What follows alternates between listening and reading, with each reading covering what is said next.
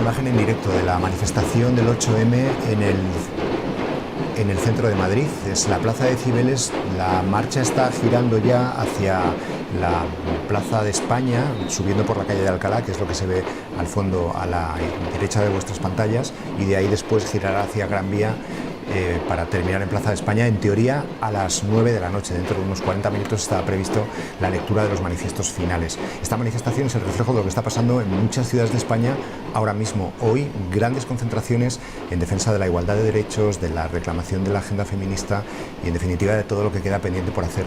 También en muchas ciudades esta concentración no es solamente una, sino que hay dos: la marcha oficial y una marcha alternativa.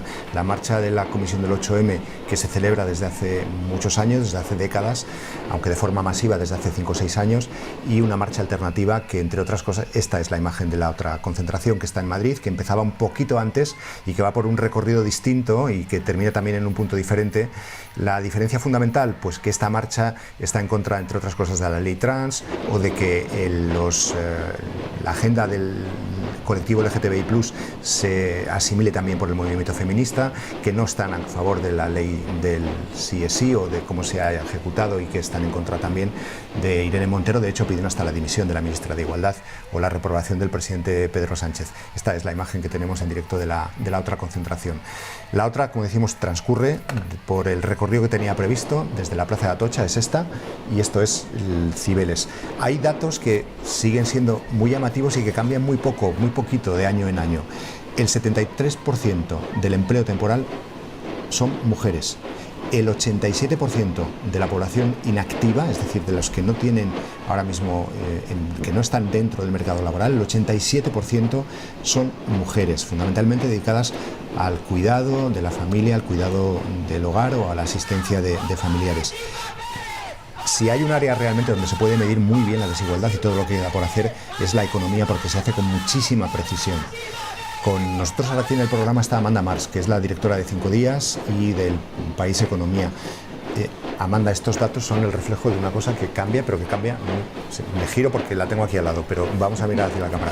Sí. Son datos que reflejan algo que va cambiando, pero muy poquito a poco, ¿no? Sí.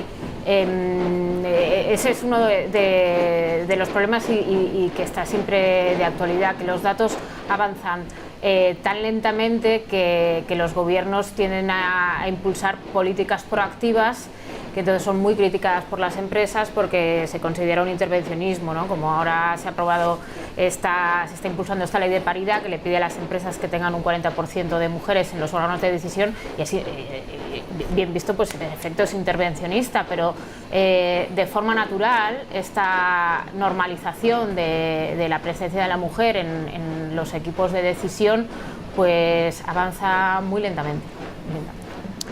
Ahí, estudiando los datos, por ejemplo, aparecen los conceptos ya rápidamente de sesgos machistas. Por ejemplo, en un mundo laboral, ante dos currículums exactamente idénticos, un hombre, una mujer, en las mismas condiciones, ¿qué es lo que hoy, 2023, puede pasar cuando le llegan al empresario? Pues hay algunos estudios muy curiosos, muy interesantes al respecto. A mí me vienen a la cabeza dos, uno de Yale, que hizo en 2012, y otro mucho más reciente, de la Universidad Pompeu Fabra, de 2019, ¿no? En el de Yale elaboraron un currículum idéntico, ¿no? Con la misma formación, los mismos idiomas, la misma experiencia profesional, y a uno lo llamaron John y al otro lo llamaron Jennifer. Entonces enviaron estos currículums a unos 127 reclutadores, y bueno, lo que ocurrió es que la valoración que le dieron a la candidata femenina fue muy inferior a la que le dieron al candidato masculino.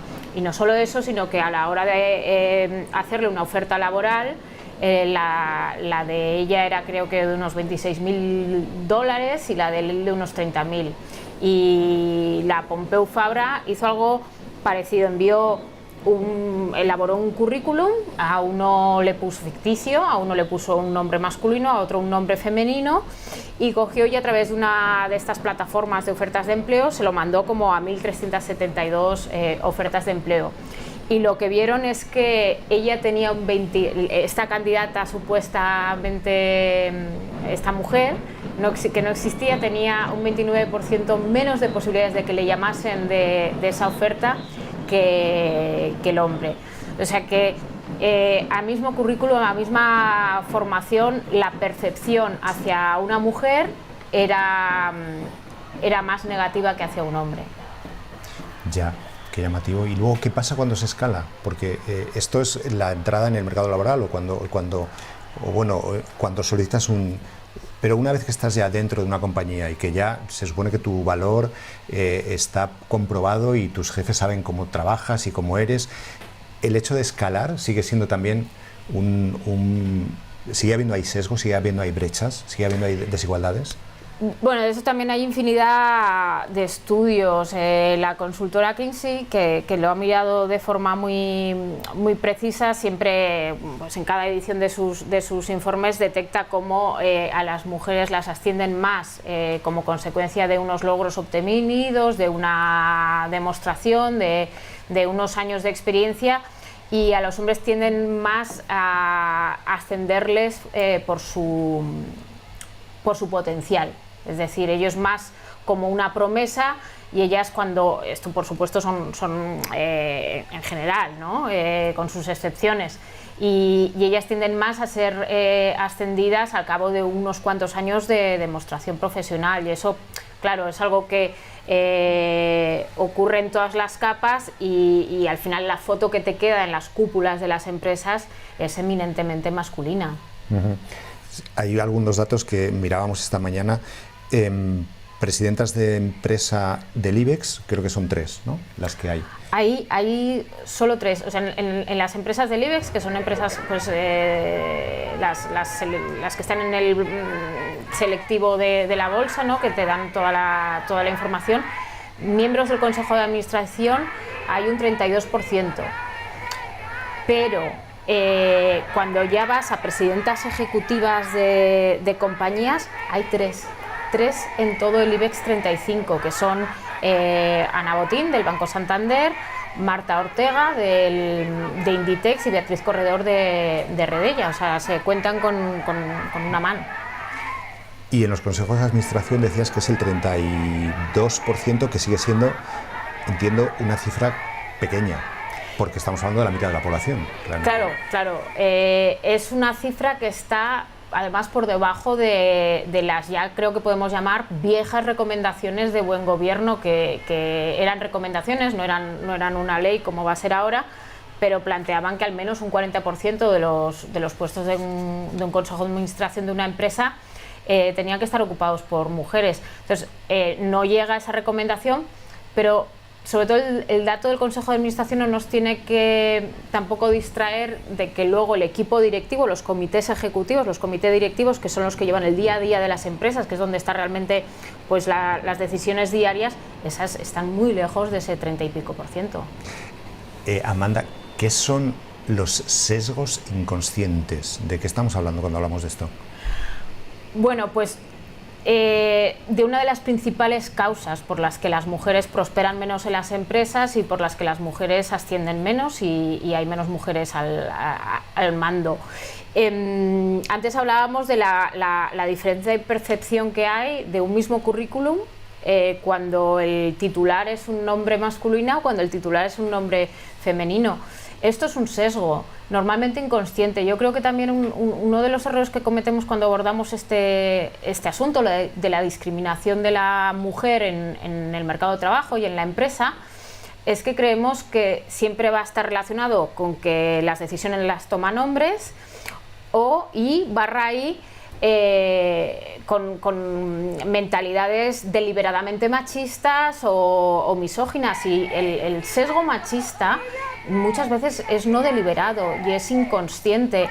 Estos experimentos que se han hecho no se hacen solo con reclutadores hombres, se hacen con reclutadores hombres y mujeres, porque La lacra cultural del machismo va mucho más allá de si eres hombre o eres mujer. Todo el mundo es susceptible de tener ese sesgo en la mirada. Hablando de ensayos, se hizo uno también muy interesante hace unos años en Harvard. Elaboraron también el perfil de un trabajador idéntico. Uno era Heidi, que era ella, y otro era Howard, que era él. Y entregaron esos dos perfiles a dos grupos mixtos, es decir, en el grupo A con Heidi había hombres y mujeres y en el grupo B con Howard había hombres y mujeres. Y a misma personalidad, a él le pusieron como alguien con quien valía la pena trabajar y a ella la pusieron como alguien demasiado ambiciosa con que no iba a ser fácil trabajar. Y este sesgo y este juicio y este doble rasero lo aplicaron tanto hombres como mujeres. Y probablemente no de forma deliberada. Entonces, cuando se busca a quién promocionar, cuando se busca a quién darle una oportunidad, seguramente muchas veces la persona que tiende a decir siempre al hombre o tiende a decir más veces a un hombre que a una mujer, no lo hace de forma consciente. Esa persona mejor, es que yo estoy buscando la mejor persona mejor preparada y no visibilizo el talento femenino, visibilizo más el talento masculino. Estos son sesgos inconscientes. ¿Qué hacer contra eso? ¿Qué se puede hacer? ¿O qué ejemplos hay de países o de empresas que estén intentando evitar esto? ¿Es una cuestión de recursos o es una cuestión que va más allá de tener recursos para evitar todo esto? Bueno, la parte de los sesgos culturales yo creo que es un trabajo de largo plazo y que desde luego también quiero pensar y pienso que seguramente se ha avanzado mucho en los últimos años, en los últimos 10, 20 años. Que persisten, por supuesto, pero estoy segura de que se ha avanzado. Eso por un lado. Y por otro lado, pues estando muy alerta y estando muy teniendo esto siempre muy presente, preguntándote cada vez que entras a una habitación y ves que en una reunión no hay mujeres, preguntarte por qué. De repente dejar de normalizarlo. Yo creo que en eso se ha avanzado, yo creo que se ha normalizado menos, pero se normaliza menos que antes. Pero yo creo que la solución de cualquier empresa es ver que no es normal, que si tu plantilla está formada 50-50, no es normal que en determinados órganos solamente o haya mayoritariamente hombres, un 80% hombres, o que cuando tienes que proponer cosas y solo se te ocurren nombres de hombres, algo está fallando en tu mirada o en los prescriptores a los que les estás pidiendo consejo. Hay otra cifra muy llamativa que, mirando un poco los datos, es una cifra del sindicato UGT, pero que es realmente llamativa por lo escandalosa. El 87% de la población inactiva, decíamos antes, es mujer, es femenina. Sobre todo, están fuera del mercado laboral para poder dedicarse a los cuidados y al hogar, que es algo que estamos hablando del 87%. Es una cifra realmente tremenda, ¿no? Claro, yo creo que hay varios factores. Uno puede ser pues el cultural, que la mujer sienta que es más su responsabilidad y de cara a la sociedad, sienta que necesita hacerlo o que ella misma pues tienda más a desearlo porque ha crecido también con eso. Y también a veces son círculos viciosos. Normalmente, como existe una brecha salarial muy importante, sigue existiendo. Si tú vas a los núcleos familiares formados por una pareja, el sueldo de ella suele ser más bajo que el sueldo de él. Entonces, cuando una familia tiene que tomar la decisión de renunciar a una parte del salario por una reducción de jornada o por un abandono del trabajo, pues evidentemente quien tiende a tomar esa decisión es la persona que tiene menos ingresos y suele ser mujer. Con lo cual eso se retroalimenta, esa mujer sale del mercado laboral, luego le va a costar mucho más volver, por supuesto pues ha perdido ahí unos años de carrera profesional y todo esto es una tendencia que se retroalimenta. Hoy en el periódico Cecilia Castaño, que es economista, firma junto con otras dos mujeres una tribuna de opinión que se titula La tercera transición, la economía de los cuidados y la igualdad de género, que en parte proyecta un poco todo lo que estás contando ahora, ¿no, Amanda? Cecilia Mazano está ahí con nosotros. Cecilia, ¿en qué consistiría esa transición pendiente, ¿no? La transición de los cuidados. Hola, buenas noches. La transición de los cuidados consiste fundamentalmente en resolver la falta de tiempo de las mujeres para que puedan no solamente trabajar y promocionarse su empresa, sino también para que puedan vivir mejor y ser más felices. ¿Cómo se consigue esto? Esto se consigue por distintas vías. Por una parte, con una oferta de servicios públicos de cuidados, no solamente para los niños, sino también para mayores y otros dependientes, lo que se llaman los cuidados de larga duración. Por otra parte, es necesario también mejorar las condiciones de trabajo de los y las cuidadoras, de las personas que cuidan, dándoles más cualificación, dándoles habilidades digitales, pagándoles más salario, que tengan más consideración social y que sean profesiones atractivas para otras personas. Pero todo esto que sería muchísimo conseguirlo, no serviría para nada si no conseguimos la tercera pata de la transición de los cuidados, que es que los hombres compartan las tareas no remuneradas que se realizan dentro del hogar. ¿Y cómo se puede conseguir esto? Esto se puede conseguir, por una parte, con normas legales, como por ejemplo con los permisos parentales obligatorios y que no se pueden intercambiar entre hombres y mujeres, pero también con políticas de incentivos. ¿Para qué? Pues para que los hombres se den cuenta y toda la sociedad se dé cuenta de que el problema de los cuidados es un problema que es recurrente a lo largo del curso de la vida y que los hombres, al igual que las mujeres, van a tener que cuidar no solamente cuando tienen hijos pequeños, sino que van a tener que cuidar también cuando tengan mayores, familiares, personas dependientes a las que tienen que atender. Me diréis que todo esto es carísimo. Seguramente es así, pero en todo caso la Unión Europea, la Comisión Europea ha elaborado una estrategia europea de cuidado a la que se van a dedicar muchísimos fondos del Fondo Social Europeo y lo que hay que hacer es que los gobiernos y concretamente el gobierno español se ponga manos a la obra para conseguir con voluntad política, elaborando normas, etcétera, etcétera, conseguir hacer esta tercera transición de los cuidados que, por supuesto, para que se lleve a cabo es necesario que colaboren las empresas, que colaboren las comunidades autónomas, los ayuntamientos, etcétera, etcétera, etcétera. Pero de la misma manera que la transición digital es un reto enorme y estamos avanzando adelante, y la transición verde es un reto también enorme y estamos avanzando adelante, si no avanzamos en esta transición de los cuidados, las mujeres se quedarán fuera en gran medida de la transición digital y de la transición verde. Hay una cosa que os quería preguntar a las dos, y es si creéis que lo que está pasando hoy, más allá de la división que hemos mencionado por asuntos de la agenda política del momento, pero si en la parte económica, de la brecha económica, de los sesgos que hay dentro del mercado laboral, se va en buena dirección, se están haciendo cosas, o ha quedado un poco apartado todo este asunto por cuestiones distintas que no tienen nada que ver con la agenda feminista. ¿En qué punto estamos? Yo creo que ha habido una reducción en los últimos años. De hecho, hay un dato reciente de un estudio que hizo Comisiones Obreras que señalaba que la brecha salarial, aun estando siempre elevada, porque está como en cerca de un 21%, esto hablo de datos de 2021, se había reducido como 6 puntos en 3 años.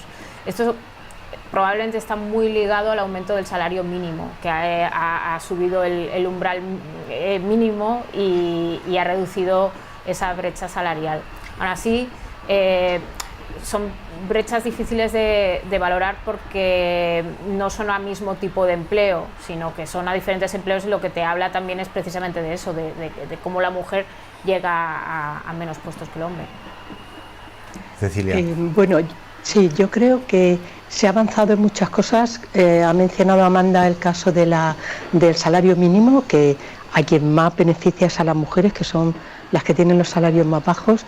Creo que ha habido también avances importantes, como por ejemplo el reconocimiento del derecho al seguro de desempleo para las cuidadoras, para las mujeres que están trabajando en el servicio doméstico, pero sí que es verdad que que mucho abarca, poco aprieta, y entonces en estos tiempos se está poniendo mucho énfasis en cuestiones más identitarias y en cambio se está dejando de lado o se dedica menos esfuerzo a otros problemas que son muy graves desde el punto de vista de las mujeres, como es la brecha salarial que se ha mencionado antes, pero también la brecha de empleos, el hecho de que las mujeres están concentradas en empleos relacionados con los cuidados, con las personas, y en cambio los hombres están concentrados en empleos relacionados con los objetos. Eso lo tenemos que cambiar, tenemos que conseguir que, como comentabais antes, haya más chicas estudiando ingenierías y haya más chicos dedicándose al cuidado.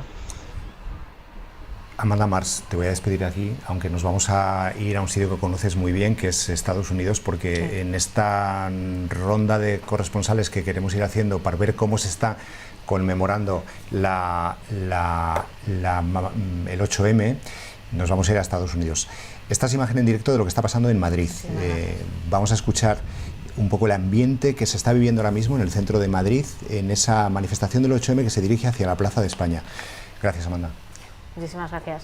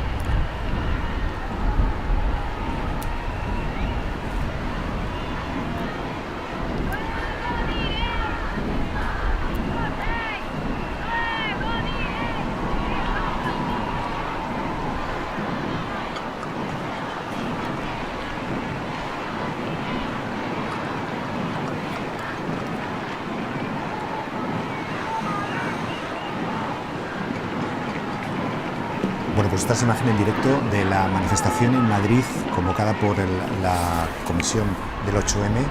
Una particularidad que no se verá en la otra marcha alternativa, y estáis viendo banderas trans y banderas LGTBI del movimiento gay, porque parte de este movimiento feminista incluye toda la agenda de derechos de igualdad del movimiento LGTBIQ+ dentro del propio movimiento feminista, como una reclamación de igualdad que también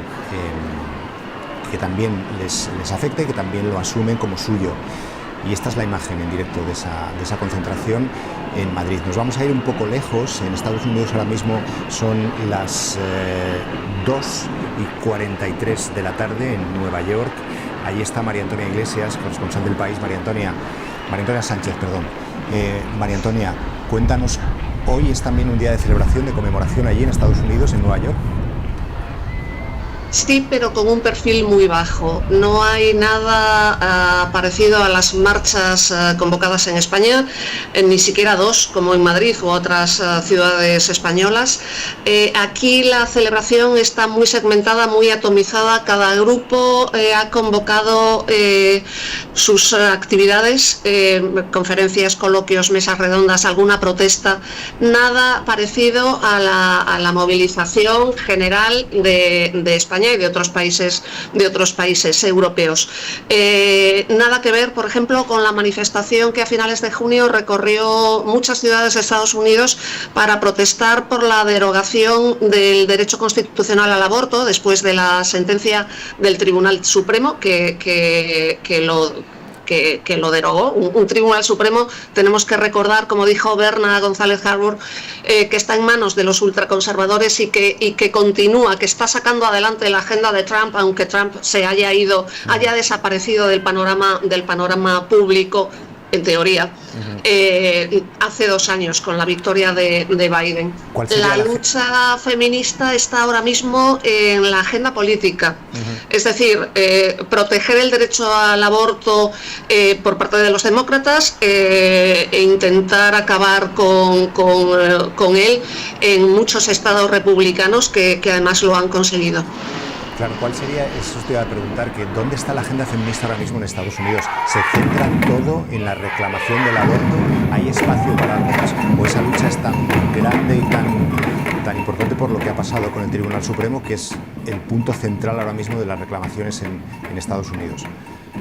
Es el punto central y casi único. No hay otros temas. Esta mañana leía un informe sobre brecha salarial y brecha de género, incluso en las. Perdón, me llega el sonido de los tambores de la manifestación y me pierdo, perdón. Vamos a intentar bajarlo un poco. Es que estamos viendo justo lo que decías, ¿no? La manifestación en Madrid está siendo masiva, sí, es muy festiva. Sí. Y hay algunas imágenes que están muy centradas en grupos de gente que están festejando lo que es la marcha hacia Plaza de España, y justamente sí que había unos segundos ahí con unos tambores bastante fuertes que casi te llegaban hasta allá a Manhattan. Así que... Perdonad la interrupción, es que me resonaban, me resonaban de una manera bastante sonora. Ningún problema. Te estamos llevando la marcha hasta allí, María Antonia, eso es lo que pasa. Bien, bueno, porque aquí nada, es que podemos salir a manifestarnos solas, en fin, cada una de nosotras, pero me temo que no va más allá. Es verdad, está en la agenda política. Hoy, por ejemplo, la Casa Blanca se ha sumado a la celebración del 8 de marzo con una declaración en la que el presidente Biden subraya que su administración, la administración demócrata, luchará por el derecho a la salud sexual y reproductiva de las mujeres, en una clara referencia a la sentencia del Supremo y a la lucha sin cuartel, sobre todo a medida que se acercan las elecciones presidenciales de 2024, de toda la derecha, de todos los republicanos, por ampliar esa mancha derogatoria, esa mancha restrictiva con respecto al aborto. Déjame unir a la conversación, María Antonia, a Cecilia Castaño, que es economista, que ha estado con nosotros hace unos minutos también en el programa, que hoy escribe una tribuna en El Periódico sobre la transición de los cuidados que queda pendiente cuando estamos hablando de feminismo o de lucha por la igualdad de derechos de todos y de todo el mundo, ¿no? De todos, de todas. Y Cecilia, cuando tú escuchas lo que está pasando en Estados Unidos, esa transición de los cuidados lo miramos desde la perspectiva europea o desde la perspectiva española, donde existe al menos una red de asistencia o unas políticas públicas que intentan evitar esa desigualdad o que quieren hacer ese esfuerzo. Pero claro, si ampliamos el foco y nos vamos a lugares como Estados Unidos, que es también primer mundo, pero con unas políticas muchísimo más distintas, imagino que el reto es muchísimo más grande, ¿no? Bueno, es que el modelo de cuidados en Estados Unidos es un modelo completamente neoliberal, en el que los dos trabajan y luego cuidan en la medida en la que pueden.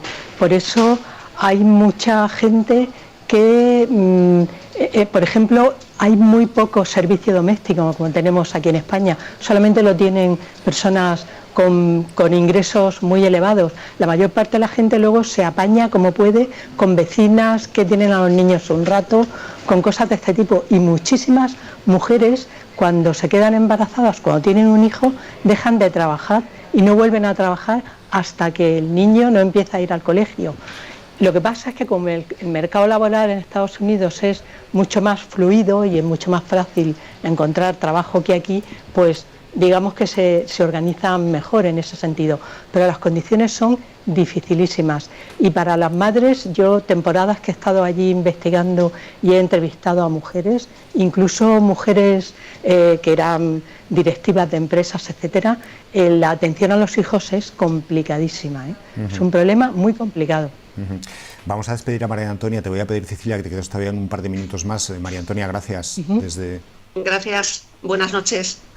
Gracias. Bueno, esta señal en directo, vamos a recuperar un poco unos segundos de señal para intentar esto, que los tambores que escuchaba María Antonia los podéis escuchar también todos vosotros en unos segundos de la Marcha de Madrid, rebasando ya la Plaza de Cibeles, aunque este es el plano que nos ofrece la manifestación justo ahí, en Plaza de Cibeles, que es como la mitad del recorrido de la marcha.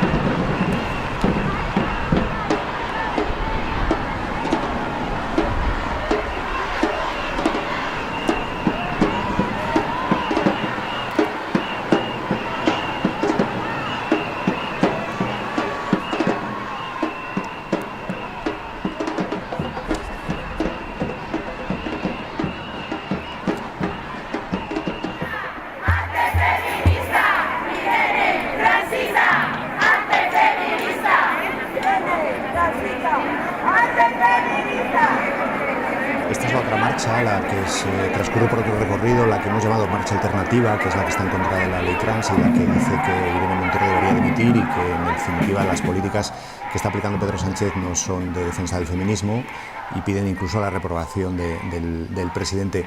Hay otro punto en Europa que también nos llama mucho la atención porque desde hace unos meses Giorgia Meloni es primera ministra de Italia, llega con una agenda que puede tener un reflejo de lo que nos contaba antes María Antonia Sánchez, de lo que fue Trump, de acerca la derecha más extrema, la derecha más radical al gobierno de Italia, y es un país que es también mediterráneo como es Italia. Allí está Dani Verdú. Dani, para empezar, ¿cómo se celebra hoy o cómo se conmemora hoy un día como este en Italia?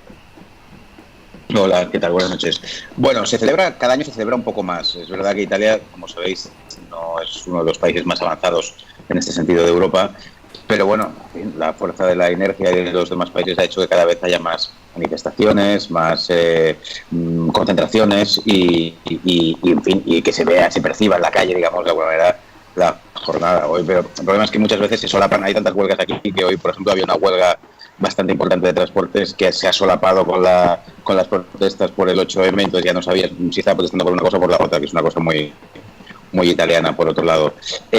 Como decías tú, la característica principal en este momento es que tenemos, primero, una primera ministra, por primera vez en la historia de Italia, mujer, y una jefa de la oposición que acaba de ser elegida, la jefa del Partido Democrático, que es el Partido de la Socialdemocracia Italiana, que también es mujer, que es Elly Schlein, y que sería un poco la antítesis de ella, porque además es mujer, ha declarado también abiertamente su bisexualidad, en fin, hizo un discurso incluso parodiando el discurso de Meloni, aquel de soy Georgia, soy una mujer, soy cristiana, pues ella dijo soy Elly, soy una mujer, amo a otra mujer. Quiero decir que hay un poco esas dos vertientes de una cierta ruptura del techo de cristal, digamos, por motivos distintos. Eso tiene ventajas y tiene inconvenientes también, porque claro, refuerza un poco el mensaje de Meloni o el discurso de Meloni, que es, bueno, no hace falta cuotas, no hace falta, en fin, ningún tipo de iniciativas políticas, porque el mérito ya conduce directamente a que las mujeres puedan estar en puestos de dirección de empresas o de la política. Eso te iba a preguntar, si la agenda feminista, el hecho de que Giorgia Meloni esté como primera ministra ahora mismo, ha quedado como un segundo plano. sigue estando ahí. Hay, de hecho, no sé, una reacción contraria en Italia a determinadas políticas de igualdad que a lo mejor hace unos años o hace poco tiempo estaban dentro de la agenda de la agenda política. ¿Cómo ha afectado, en definitiva, Giorgia Meloni como primera ministra a todo lo que es la agenda de reclamación de igualdad de derechos en Italia?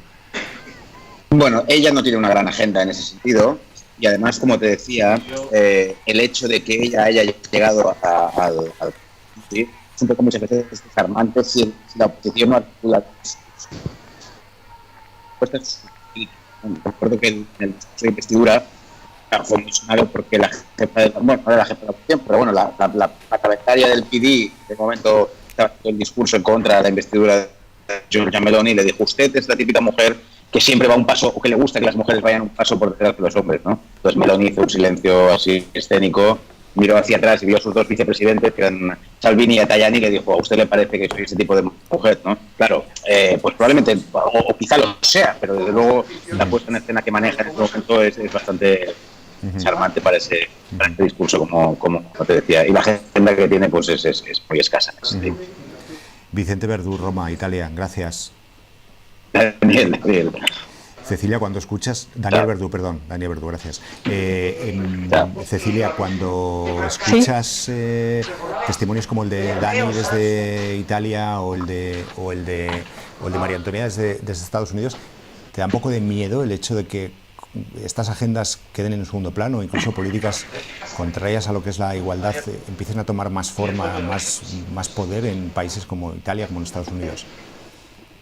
Sí, la verdad es que es tremendo porque se niegan a reconocer los derechos de las mujeres y la igualdad, pero al mismo tiempo son muy hipócritas, porque luego son países que permiten la prostitución, que permiten todo lo que es la mercantilización de los cuerpos de las mujeres. En ese sentido, creo que por un lado son como muy moralistas, no, las mujeres no pueden estar al mismo nivel que los hombres, pero al mismo tiempo son muy hipócritas. Y creo que esto no nos podemos olvidar de que hay un negocio a nivel mundial impresionante con los vientres de alquiler, con la prostitución, con la pornografía, de la que se ha hablado antes. Y claro, este tipo de gobiernos, por un lado, no permiten que las mujeres expresen sus necesidades, luchen por las desigualdades, etcétera, etcétera, y al mismo tiempo siguen manteniendo ese yugo de siempre de la mujer sometida, de la mujer mercantilizada, del cuerpo de la mujer totalmente manipulado. Es tremendo, es estremecedor. Ojalá no avancemos en ese sentido en España ni en la Unión Europea en las próximas décadas. Y por último, Cecilia, recuperando un poco el tema del que has hablado hoy en el periódico, la transición de los cuidados, ¿cuáles serían los próximos pasos o cuáles serían los pasos inmediatos para intentar caminar hacia esa transición y lograr una mayor igualdad en todo lo que es los cuidados y la desigualdad que existe ahora mismo en relación con las mujeres en este tema? Pues los pasos serían poner en marcha en España la Estrategia Europea de Cuidados, que propone que cada país elabore su plan de estrategia de cuidados, que por un lado se aborde el cuidado infantil hasta los 3 años al 90% y hasta la edad de entrada al colegio al 59%, y para eso hay fondos que se pueden utilizar. En segundo lugar, todo el plan también dentro de la Estrategia Europea de Cuidados de mejorar las condiciones de las personas que trabajan en los cuidados, que esto se puede hacer con legislación que costará aprobarla en el Parlamento, pero quiero decir, son temas que se pueden llevar adelante. Y en tercer lugar, medidas que incentiven, como decía antes, que los hombres compartan los cuidados en el hogar. En definitiva, ¿qué es lo que hace falta? Pues lo que hace falta es voluntad política, ponerse manos a la obra, hacer planes y hacer leyes y buscar el consenso en torno a esas leyes, y la financiación. Hay una parte importantísima que vendrá de la Unión Europea. Lo único que tenemos que hacer es cumplir lo que nos está viniendo desde la Unión Europea, y creo que ahí, con voluntad política y con ganas, se puede hacer. Pues Cecilia Castaño, gracias especiales por estar con nosotros, porque sé que hoy tenías unos planes distintos que eran, entre otras cosas, probablemente estar ahí, ¿no?, en la manifestación Sí. que estamos viendo, y has dedicado un ratito para venir al país. Así que gracias. Muchísimas gracias, ha sido un placer. Nada, estar gracias aquí. a ti. Pues esta es la imagen en directo de esa manifestación a la que Cecilia no ha podido ir, pero que nos ha venido muy bien para que esté con nosotros contándonos en qué puede consistir esa transición de los cuidados, ¿no? Esta es imagen en directo de Madrid, pero nos vamos a ir esta imagen en directo de Madrid en una jornada muy especial. Muchas de nuestras compañeras están allí también. Hoy decíamos al principio del programa que es un día un tanto especial, ha habido un llamamiento para que todas las compañeras que trabajan con nosotros pudiesen ir juntas a la manifestación, también, por supuesto, todos los que pudiésemos, siendo hombres, y es verdad que la redacción está un poco a medio gas por eso, porque muchos de la gente que trabajamos en el periódico están en esas marchas, y otros nos hemos quedado trabajando, pues que bueno, sacando esto adelante, pero apoyando, por supuesto, la reivindicación de la igualdad, como no podría ser de otra manera. Vamos a irnos a América Latina, porque en esta rueda de voces de distintos países queremos incorporar, por supuesto, América. Decíamos antes que hay datos que son realmente llamativos, como por ejemplo el número de mujeres que, por ejemplo, en México, confiesan haber tenido algún tipo de agresión o acoso sexual en su vida, que es del 45%, en una encuesta reciente que el Instituto ENCOL hizo para el país. Bueno, pues en México está también nuestra compañera Sonia Coronas, es la jefa de la redacción de México. Sonia, ¿cómo se celebra o cómo se conmemora ahí un día como este hoy? Hola Carlos, ¿qué tal? Pues en México están convocadas decenas de marchas por todo el país. La principal es obviamente aquí en Ciudad de México, porque las mujeres hacen una conmemoración y una demanda, sobre todo de principios tan básicos como la vida. En México mueren asesinadas en feminicidios 10 mujeres al día.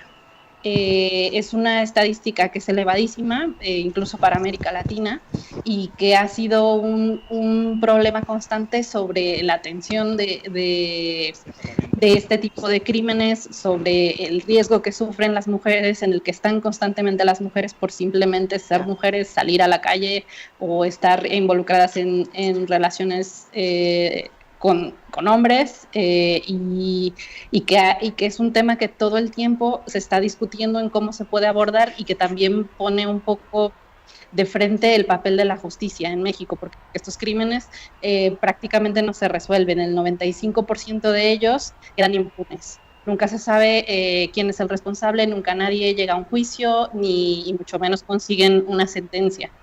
Y por supuesto las demandas que son globales de los derechos de igualdad de las mujeres también están incluidos en estas marchas, y un poco la sensación cuando tú acudes a alguna de ellas es justo esa, ¿no? Es como queremos que los asesinatos de mujeres, los feminicidios se detengan.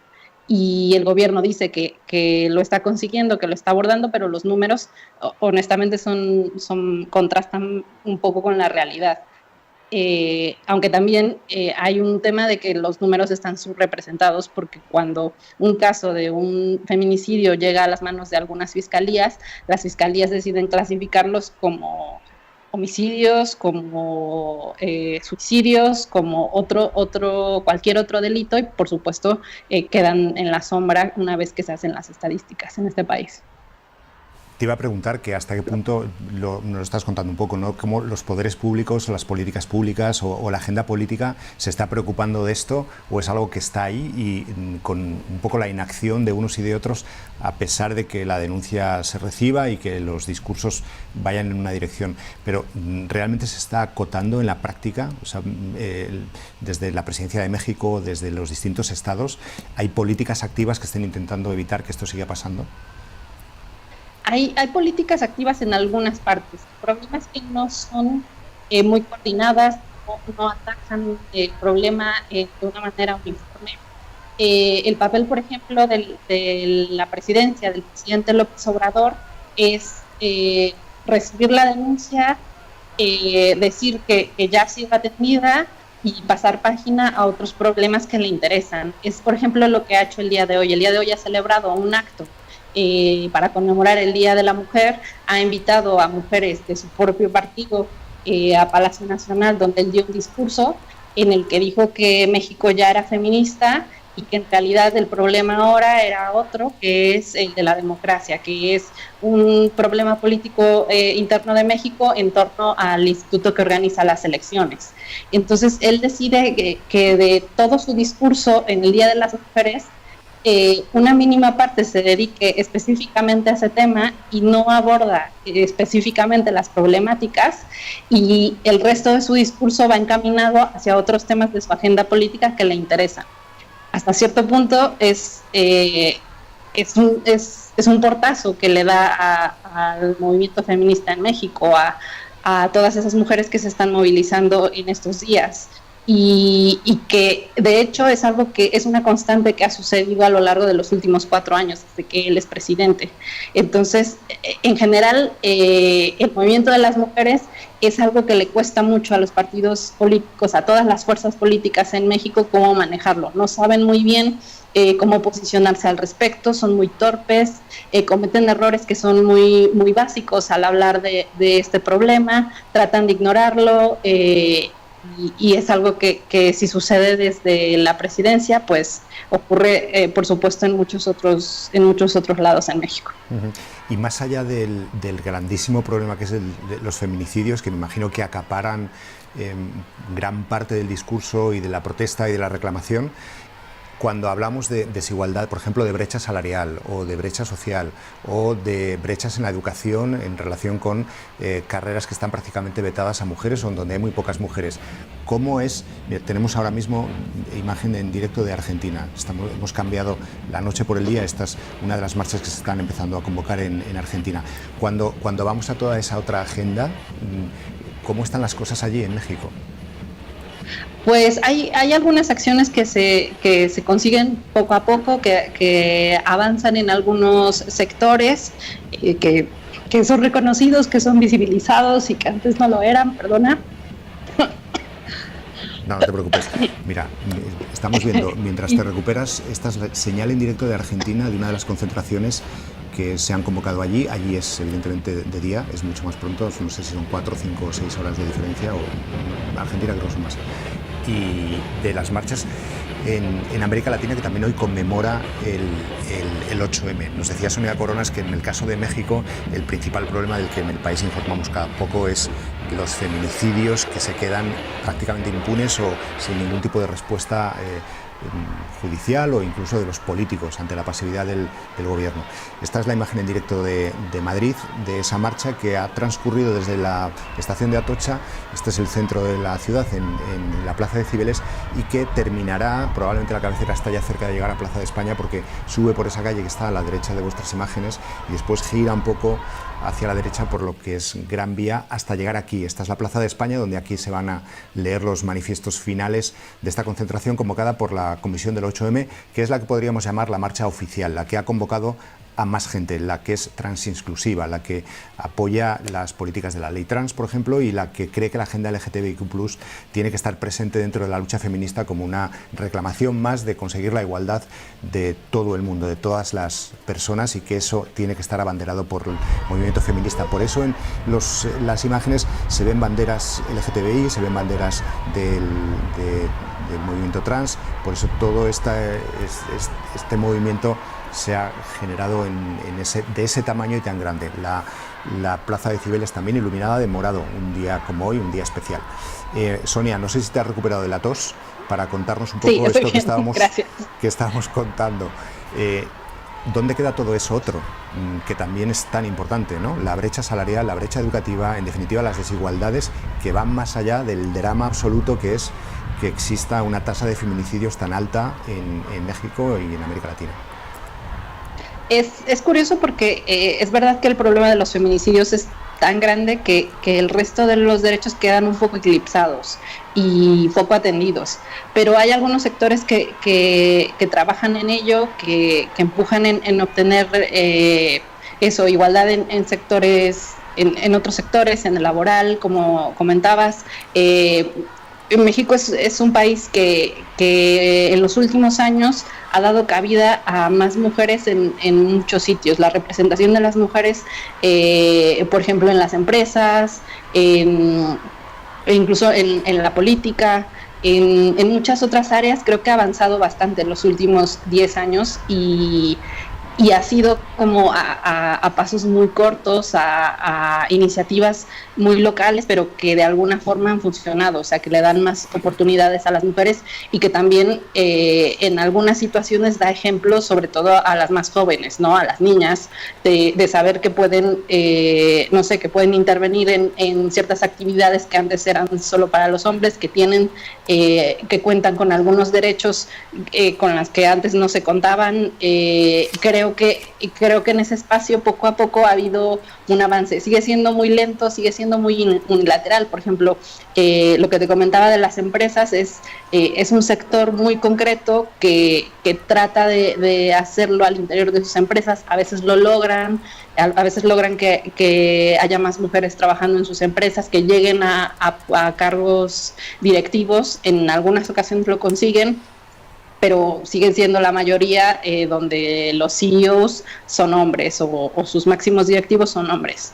Y nada, o sea, un poco el avance va en función de en dónde se hagan estos cambios. Por ejemplo, en Ciudad de México son mucho más notorios que si tú vas a algún otro estado de México, en la periferia, en el norte, en el sur. Es mucho más distinto. Los estados del norte suelen un poco ser más, por su cercanía a Estados Unidos, a estar un poco más avanzados y a entender el asunto un poco en función de la narrativa de Estados Unidos y no tanto de la de México. Entonces, este es un país enorme y muy diverso, que evidentemente va dando ciertos pasos en algunas direcciones, pero creo que el balance en general es positivo si consideramos cómo era hace unos años y ahora, que no sé, siempre he tenido esta sensación de que México llega un poquito tarde a todo. O sea, lo que sucede, los debates que suceden en España, que sucedían hace 2 años en España, ocurren ahora en México, y siempre existe esa sensación de ese debate. Ya lo vi en Madrid, sé que lo tuvieron, y ahora nos toca en México enfrentarnos a ese tema. Entonces, hasta cierto punto nos sirve como para prever qué es lo que va a seguir en los próximos años. Mira, estamos viendo ahora mismo imagen en directo de Madrid, pero con un grupo de mexicanos que están dentro de la concentración con banderas de México, también como parte de la manifestación de aquí del centro de Madrid. Así que nada, no hay mejor imagen para despedirte. Sonia Corona, jefa de la redacción de México. Gracias.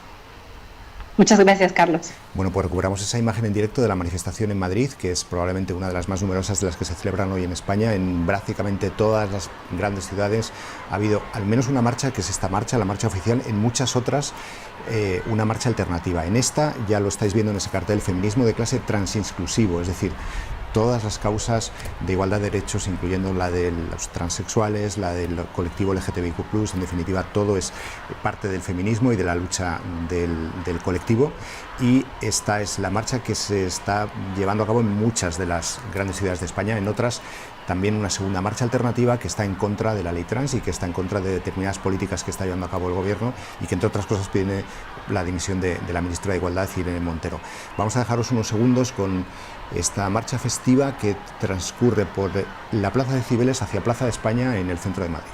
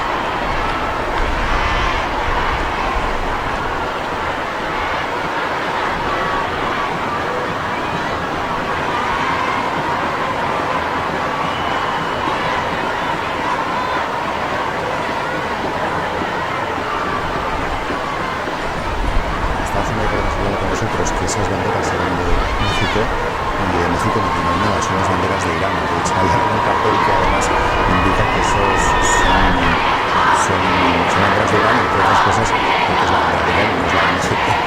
Así que, corregido el error, seguimos en directo con esta marcha que transcurre por Madrid, la marcha de la Comisión del 8M.